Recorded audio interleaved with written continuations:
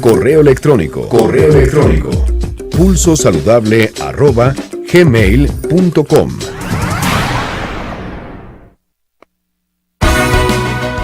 Visita nuestra página en línea www.pulsosaludable.com.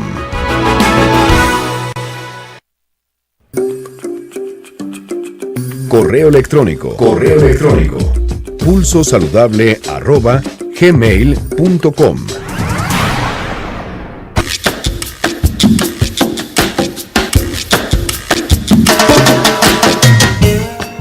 En Pulso Saludable, hoy nos acompaña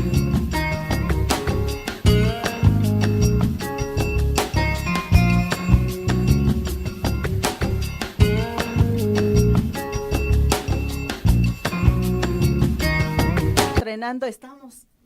Ya, ¿verdad? Yo también me estoy apuntando, pero están entrenando a dos hermosas chiquillas que seguramente van a hacer servicio social aquí. Bueno, ustedes no las pueden ver porque están allá afuera en cabina con el experto que es Abraham Romero Sinache, pero bueno, están en este proceso de entrenamiento. Y ya se encuentra con nosotros una de mis doctoras favoritas. No, hombre, gracias, Lili. Carmen Espinosa, que nos va a platicar sobre una de las vacunas que les decía yo, Carmen. Gracias por estar con nosotros de nueva cuenta en Pulso Saludable. Iniciando el año nuevamente aquí contigo. Oye, qué emoción. Planeando muchas cosas para nuestro auditorio. Claro. Queremos traer temas novedosos que les interesen. Entonces, que les sean de utilidad. Exacto. Si ustedes tienen un tema que les interese, pueden ponernos ahí en la transmisión. Doctora, me gustaría que hablaran sobre este tema y buscamos la manera de que podamos platicarles de ellos. ¿Qué le parece si empezamos? ¿Por qué no hablamos de qué es la enfermedad? Exacto. Porque fíjate que ahorita hay muchos papás que me han buscado. Claro. Ay, es que me dijeron que mi hijo tiene sarampión. Número uno, dejar muy clara a la audiencia que no ha habido casos de sarampión en México desde el 2015. ¿Sale? ¿Podemos decir que estamos libres?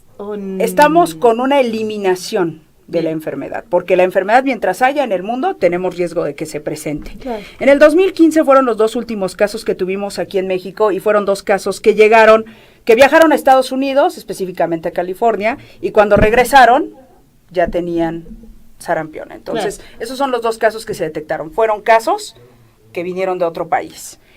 Desde entonces no hemos tenido casos afortunadamente aquí en México. Bien. Entonces hay muchos papás que me vienen a consulta conmigo porque el médico les dijo que probablemente tiene sarampión su bebé. Esto es una alerta, o sea, diagnosticar sarampión no es cualquier cosa. El sarampión es una enfermedad muy infectocontagiosa. Por ejemplo, si yo siento a 10 niños que no han tenido contacto con sarampión, con uno con sarampión, 9 se van a infectar. ¿Es un entre virus 7 y 9. Bacteria? Es un virus. Un virus. Este es un virus, tenemos una vacuna disponible desde hace muchísimo tiempo y es una de las enfermedades que pensamos que iba a estar erradicada para estas fechas, cosa que no ha sucedido gracias pues a nuestros queridos grupos antivacunas, ¿verdad? Que están duros. No los peleen, no les hagan caso. No les hagan caso. No. Bueno, o sea, se vale escuchar las dos claro. caras de la moneda, pero pues a mí cuando un papá me dice, no hay fundamento científico de lo que están diciendo. Claro. Eso es muy claro. O sea, a mí me preguntan, doctora, la controversia de los antivacunas. En medicina no hay controversia, las vacunas sirven. Claro. Y las vacunas han eliminado enfermedades tan importantes como viruela negra. Y es que no sé desconozco algunas de estas posturas, pero yo no sé si de pronto imaginan que la enfermedad no existe y que la vacuna es un pretexto. Fíjate que te voy a explicar cómo se formaron los grupos antivacunas. Primero que nada, sale un artículo de un doctor americano, que dice que el sarampión, o sea, la vacuna de sarampión, está asociada con autismo. Esta publicación salió en una revista renombrada, salió en The Lancet, que no es cualquier cosa, es una de las revistas que más tiene impacto en la cuestión médica. Entonces, obviamente habemos algunos que tenemos maestría en ciencias y entendemos cuando un artículo está inventado o no lo está, y hay gente que se puso a investigar si los datos del doctor eran correctos o no. Claro. Y se descubre que él manipuló todos los datos. Inclusive estaba metiendo pacientes que tenían diagnóstico de autismo antes de recibir la vacuna. Entonces echan para atrás su publicación, le quitaron su licencia médica a este doctor, pero ya fue una avalancha que no se pudo detener. Entonces los grupos antivacunas principalmente hacen sus estudios basados en encuestas. Te llaman por teléfono y te dicen, hola señora, quiero preguntarle si usted ha visto que su hijo haya tenido algún efecto adverso con la vacuna que le hayan puesto. Y entonces, ¿qué sucede? Pues que hay muchos mitos, la gente a veces cree que algo que le pasó a su hijo es por la vacuna. Te voy a poner un ejemplo muy burdo. Vamos a ponernos nosotros a hacer una encuesta telefónica y le vamos a preguntar a nuestro auditorio, oigan, ¿ustedes creen que el susto y si no te comes un bolillo se relaciona con la aparición de diabetes?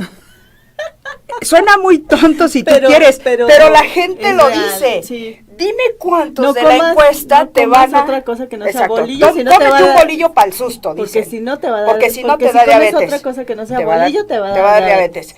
De la encuesta, ¿cuántos crees que nos van a contestar que sí creen en ese mito? La mayoría. La mayoría. Y entonces tú ya tienes un resultado a favor de que si tienes un susto y no te comes un bolillo, te va a dar diabetes. Pero eso tampoco es cierto. No, obviamente no es cierto. Eso es... O sea, te estoy poniendo un ejemplo muy burdo si claro. tú quieres, pero así es como hacen las encuestas los antivacunas. Y obviamente ellos dicen, no, es que las vacunas son malas, dicen que nos están programando para que nos modifiquen el DNA, que el cerebro, que seamos tontos. Muchísimas cosas han dicho los antivacunas y gracias a ellos es que ha aparecido todas estas enfermedades que ya habían sido eliminadas. O sea, el sarampión había sido eliminado del mundo y reapareció. ¿Por qué? Porque la gente empezó a dejar de vacunarse. Yo creo que las enfermedades como sarampión, polio, todas ellas son presa de su propio éxito. Ahorita ya no las vemos y entonces creemos que ya no existen, pero están ahí latentes.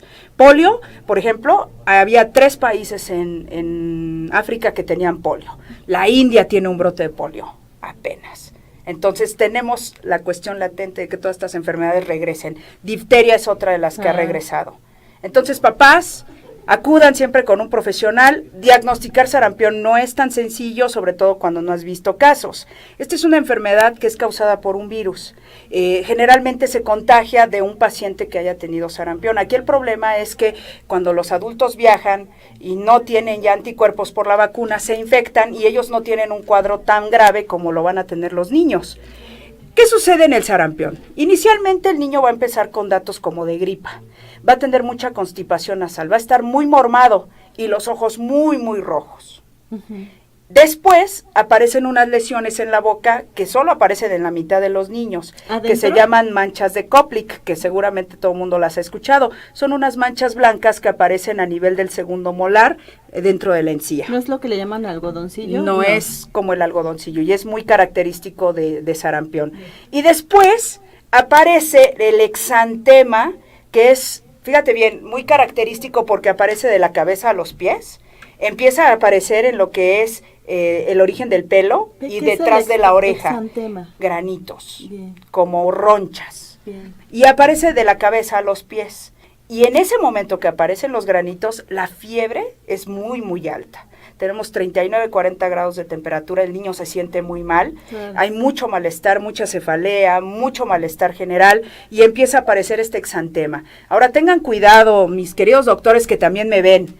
Una característica de este exantema es que va a desaparecer en el mismo orden en el que apareció, igualito. Una vez que se llena todo el cuerpo del niño, que va desde el pelo. O sea, no hay un solo lugar, no hay un solo lugar del cuerpo donde no haya granitos. Van a estar afectadas las plantas y las palmas de los pies y de las manos. O sea, se llena completamente. Y a los 4 días empieza a desaparecer del mismo modo en el que apareció, pero va a dejar una mancha de color café, ¿sí? Que se llama mancha furfurácea. Esa es la característica para que yo pueda hacer diagnóstico de sarampión. O sea, tú de esa manera, bueno, ustedes de esa manera determinan este niño tuvo sarampión, o tiene sarampión todavía, claro, porque está desapareciendo el exantema, te vuelvo a repetir, en el mismo orden en el que apareció, pero dejando esa manchita. Y es lo que hace que los niños se vean, nosotros decimos, con aspecto atigrado. O sea, el niño parece que trae una piel de tigre encima por la manchita que va dejando de color café. Aquí el problema es que esta es una enfermedad que se puede complicar, que le puede dar sarampión negro al niño. ¿Qué es el sarampión negro? Es un sarampión grave, con neumonía, con afección del cerebro, con afección a múltiples órganos que puede costarle la vida. Entonces es una enfermedad que sin duda debemos de hacer todo lo posible porque no reaparezca. Entonces, hay que hacer caso a la Secretaría de Salud que lanzó el mes pasado esta alerta epidemiológica y sobre todo, bueno, pues los médicos que tengan el entrenamiento. Afortunadamente, pues ahí en el hospital, cuando hay un caso aparentemente, pues generalmente me llaman para que lo vea y hasta ahorita, mi querida Ley, déjame decirte que no he visto un solo niño con sarampión. ¿Desde hace cuánto o nunca te ha tocado ver? Sí, fíjate que sí me tocó un brote de sarampión cuando estaba yo haciendo el internado médico. No voy a decir hace cuántos años era porque entonces todo el mundo va a saber. Porque era muy pequeña, no mucho. por otras cosas, porque era muy pequeña y van a decir, entró muy joven, sí, entró muy joven porque era niña genio. Pues, ándale, niña genio. No entre lo normal, pues, lo normal.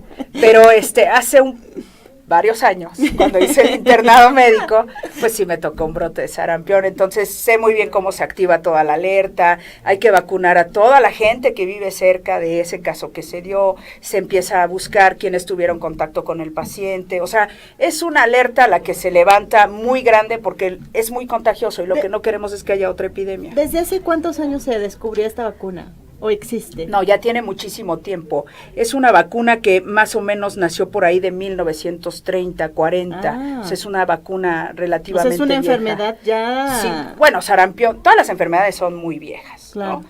Y sarampión ha sido una de las que prácticamente disminuía mucho la población en el mundo. Le pregunto esto, doctora, en relación a que entonces hagamos cálculos y entonces pensamos que la gran mayoría estamos vacunados, los que estamos de vacunados. Los que estamos vacunados, sí, la gran mayoría, pero vale la pena ver la cartilla, checar que mi niño tenga la vacuna del año y de los 6 años, y recuerden que está la cartilla de salud de la mujer y del hombre, donde también viene un refuerzo, entonces hay que ponerse ese refuerzo. ¿A qué año se pone el refuerzo de ella y de él?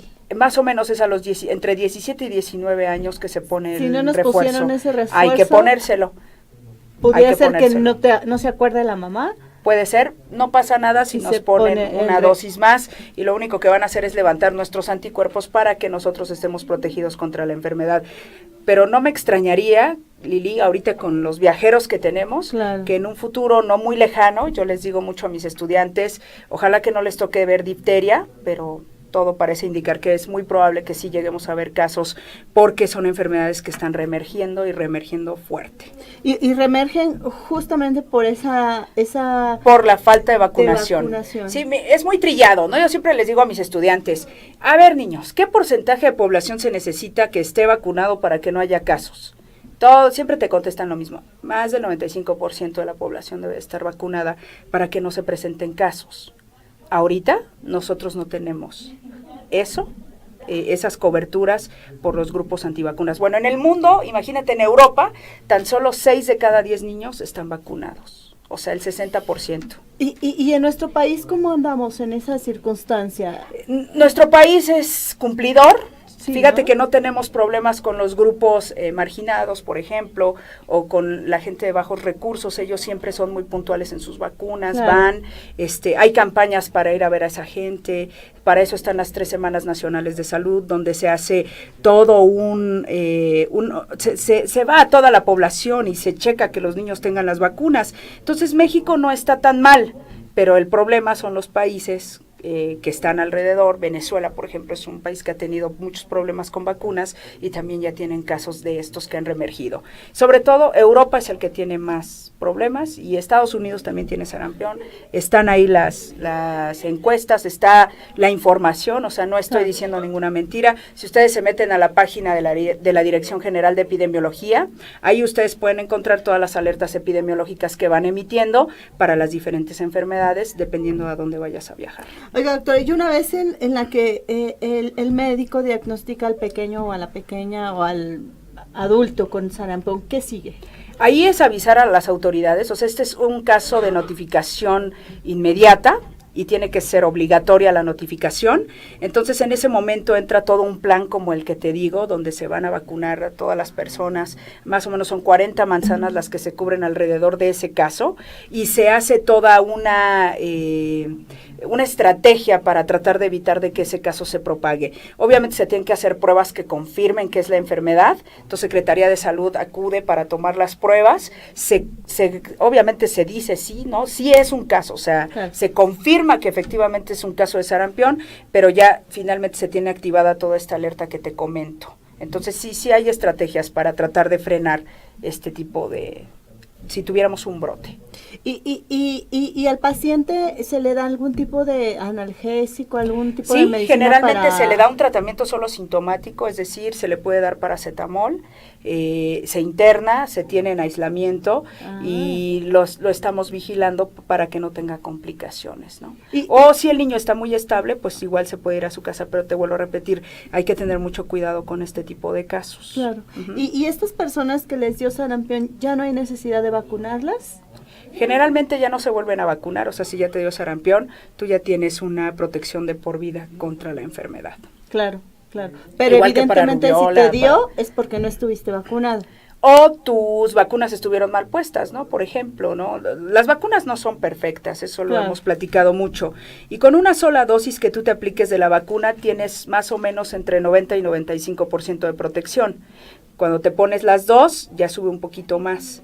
Entonces, casi es del 98% la protección que tú tienes con las 2 dosis de vacuna de la triple viral, que es la que trae sarampión, paperas y rubiola.